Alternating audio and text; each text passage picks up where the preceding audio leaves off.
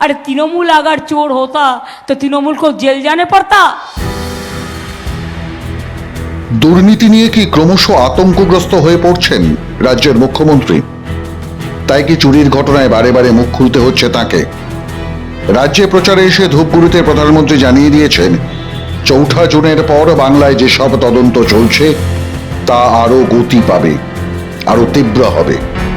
বিজেপির ইস্তেহারেও একই কথা শুনিয়েছেন প্রধানমন্ত্রী, যাকে অস্ত্র করে প্রচারে শান দিয়েছেন শুভেন্দু অধিকারী থেকে সুকান্ত মজুমদার।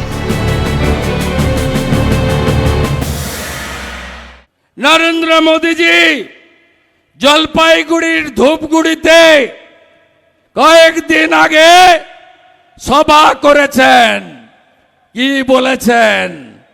আধা চোর তো জেল কি অন্দর হ্যায়, মানে তৃণমূলের অর্ধেক চোর, কেষ্ট চোর, বালু চোর, পার্থ চোর, মানিক চোর, শাহজাহান চোর, ধর্ষণকারী জেলের ভিতরে।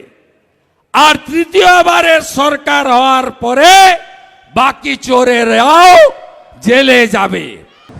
আমাদের 4 তারিখের পর নরেন্দ্র মোদীর যে সরকার তৈরি হবে, এই সরকারের অন্য একটি বিশেষ লক্ষ্য হবে দুর্নীতির বিরুদ্ধে কঠোর থেকে কঠোরতম অ্যাকশন। এবং এটা পশ্চিমবঙ্গের জন্য অত্যন্ত গুরুত্বপূর্ণ বলে আমার মনে হয়। পশ্চিমবঙ্গে যেভাবে প্রত্যেকটি ক্ষেত্রে দুর্নীতি হয়েছে, সেই জন্য আগামী দিনে দুর্নীতিবাজদের কাউকে মাফ করা হবে না। আলিপুরদুয়ারে প্রচারে গিয়ে সে আতঙ্কে ধরা পড়ল মমতার মুখে। তিনি কি বলছেন শুনুন। जो चोर है सब बीजेपी में जाके नाम लिखाता है।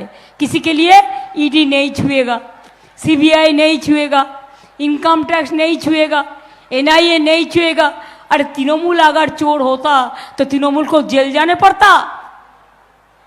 खेजरी अगर चोर होता तो उसको जेल जाने पड़ता। हमारा बहुत सारे लड़के लोगों को जेल में भेज दिया।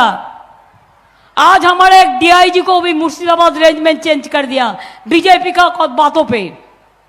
अगर मुर्शिदाबाद मालदा में दंगा हो जाए तो इसको जमींदारी इलेक्शन कमीशन को लेना होगा। মুখ্যমন্ত্রীর মুখে এ কথা শুনে অনেকে বলছেন, চোরের মায়ের বড় গলা। সবাই দেখলো পার্থর বান্ধবীর ঘরে কোটি কোটি টাকা। এরপর পার্থকে গ্রেফতার করে কি ভুল করেছে কেন্দ্রীয় সংস্থা? গরু পাচার, কয়লা পাচার থেকে লটারি কেলেঙ্কারি, একের পর এক সবকিছু ফাঁস হচ্ছে। আর সেই অনুব্রত মণ্ডলকে গ্রেফতার করে কি ভুল করেছে ইডি? রেশন কেলেঙ্কারির মাধ্যমে কোটি কোটি টাকা পকেটে পুড়েছে জ্যোতিপ্রিয় মল্লিকরা। আর তার তদন্ত করতে তাকে গ্রেফতার করলেই দোষ হয়ে গেল কেন্দ্রীয় সংস্থার। দিল্লির মুখ্যমন্ত্রী অরবিন্দ কেজরিওয়ালের হেফাজতের মেয়াদ বাড়াচ্ছে খোদ আদালত। আর তাকে গ্রেফতার করা কি ভুল হয়েছে?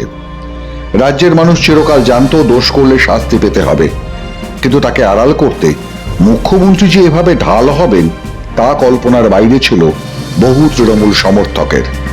তাই ধস নামার আশঙ্কা ভোট ব্যাংকে। আর এই আশঙ্কা থেকেই আতঙ্কে ভুগছেন মুখ্যমন্ত্রী। তারই বহিঃপ্রকাশ দেখা যাচ্ছে মুখ্যমন্ত্রীর বিভিন্ন সভায়। এ ব্যাপারে আপনাদের কি মত? লিখে জানান আমাদের। মাধ্যম ব্যুরো রিপোর্ট।